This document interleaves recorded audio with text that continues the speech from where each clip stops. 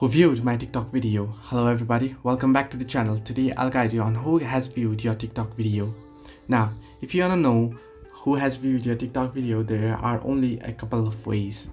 Now, if you open up TikTok app here and if you head into your profile by tapping on the profile icon, here you can see I have my videos. Here you'll find the videos on profile. Now you can see the number of views right there on the screen. You can see 60.5k videos on the first one, second one 11.7k, and the third one 42.8k. Now these are the number of views, but who has seen your video?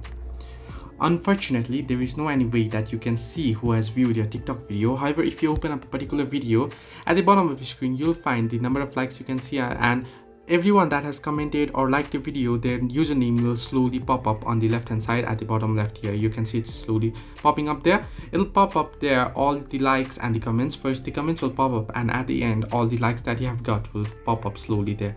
So if someone has viewed your video and if they have liked your video or commented your video, then you'll be able to know that they have done so. However, if they haven't commented or if they haven't liked at all and just viewed the video, then you won't be able to know who has viewed your TikTok video. Hope this helped you. Do like and subscribe, and do not forget to leave a comment down below if you have any further issues.